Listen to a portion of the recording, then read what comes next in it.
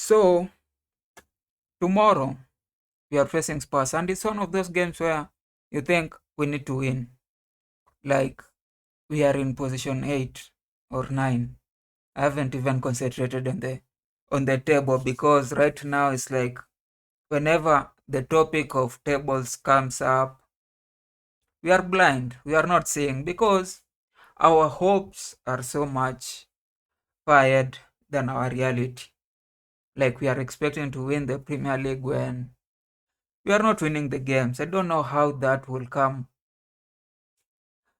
and eventually end up because this season I had. I'm not saying about every other person. I'm just saying personally I had so much expectation on this team. After the signings, after everything, after winning the Club World Cup. Now, and honestly, if you look at our form, it's not that bad. It's not like we are losing games. It's just that it's 9 games. And when you lose 2 games or 3 games, when you lose 2 games and then you draw here, and there's a lot of games, and you are winning the Champions League games and you are winning the League Cup games. And sometimes when you are looking at it, it's like win, win, win, win, win, lose, win, win, win, draw, draw, win, draw.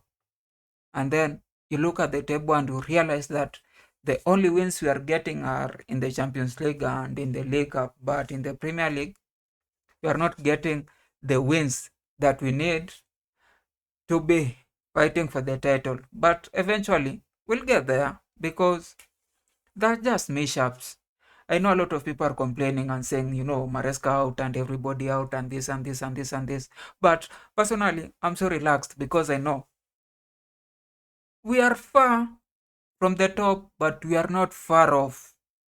Like, if we just have a consistent 10 games, I'm so sure we'll be probably 3 or 4 points off position one. But because we're facing Spurs and we know we have always been beating Spurs, it hasn't been a problem because Spurs doesn't come to us thinking that they're going to defend or having at the back. Now, it's a new coach, but then their game is progression, is trying to win the game, is trying to push forward their defenders, Van der Ven, and everybody are always on toes, trying to go and strike, which for the last 4 or 5 games has proved a little problematic to our defenders because whenever people are coming at us, sometimes we don't have the answers. Like our defenders are usually much relaxed or they don't know how to just control their space. Probably because of communication, because some of them are not just good because there is no a lot of gelling. We are moving the pieces so much every now and then that we don't know which is our best setup. We don't know how we need to defend, how the guys are communicating and everybody. But that's why in the previous video I said like Maresca need to rain on it. Just have the first 2 or 3 or 5 defenders at the back who are consistent, who we know whenever we are going into a Premier League game or a Champions League game, these are the people we are going to depend on. And that's what I think this video is for. And for the lineup, now I'm not basing this on what Maresca is going to do. I know Maresca is a little, sometimes he's mad and he's going to do a lot of changes. But what I've seen is sometimes Maresca changes usually work, sometimes they don't. And when they work, sometimes you borrow all those things. You say, bring this, bring this, bring this, bring this. If I was Maresca and going into this game versus Spurs, now this is what my lineup will look like. At the keeper, Sanchez because he's the best in the team right now. And then the two center backs I'll pair for Fana because he's also good. Probably they're managing him so slowly, just trying to put him in because of the injuries. But then it's good. It's like if you remove Colwill, it's like the second best CB in our setup.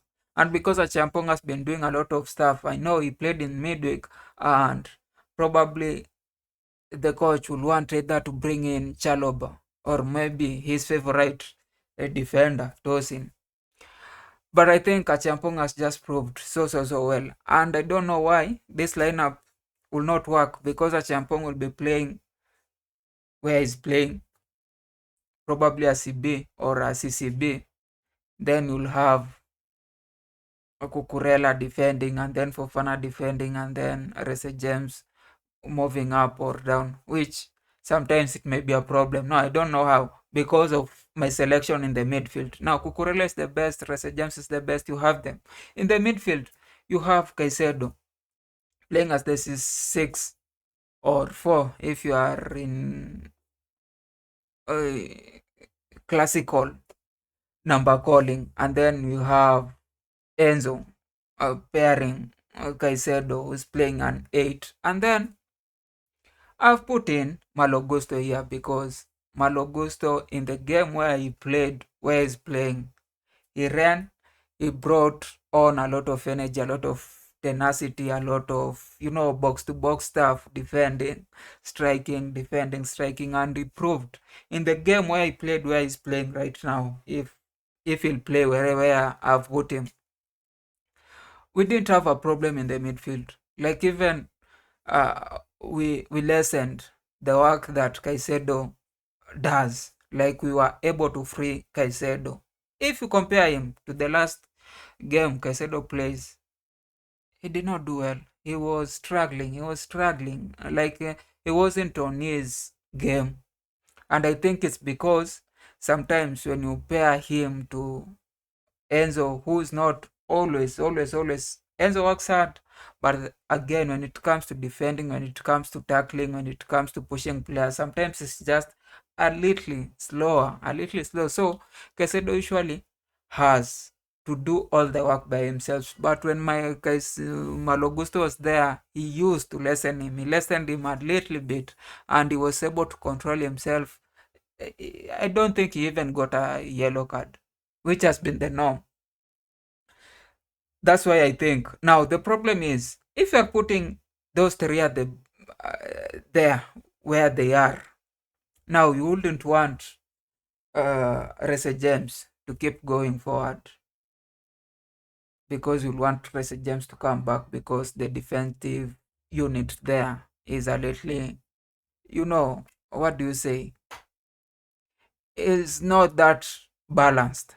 You'd want Cucurella to go forward. But when Cucurella goes forward, now who's playing the CCB? Because Fofana has proved is not going to be, or has not been trusted to play the CCB. Now, that's why I feel there will be a problem, because in this setup, you also want, if Malogusto is forward, you also want Rese James to be forward. You also want Estevao to be forward, because Fofana will be playing the right center back in a 3. Then Achampong, the center back, and then Cucurella, the left center back. And then now this side will not be balanced, which I think, I don't know. But if I was to put this lineup, I'll just do that. Even if it proves to be unbalanced, I'll just want, Caicedo and uh, like Rese James to not, what do you say? I want Rese James to invert instead of going forward. And then you'll have Malogusto going forward and back to help with Fofana. And now you have a 2 pivot, and then Enzo now moves to help Garnacho, because Garnacho sometimes usually just goes far wide, and then when coming back, he's a little slower, so he doesn't defend as much. And then, Delap got a red card, so he's not going to play in this game. And Estevao should be, because he's our best winger right now, if Palmer is not playing. And then you'll have Garnacho. You can put Garnacho or Neto or Gittens. I don't really care. I don't see a huge difference between them. I know Neto usually helps with the defensive, but in recent times, he hasn't been providing the assist and goal as the other guys. So sometimes we think that his output in terms of goals and assists is just as similar to Garnacho, is just as similar to Gittens. So anybody can do. And then in forward, as much as we don't want Pedro to be there. I want Pedro to be in 10. I just think his form right now is not even about position. I think there's a problem. There's a problem with him in his form.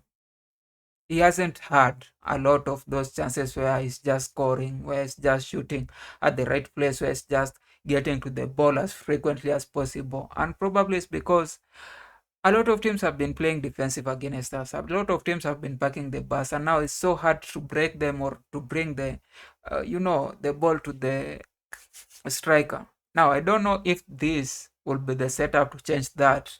It will depend so much on how Spurs play. If Spurs are playing, that goal to goal, what do you say? What do you call it? Like, uh,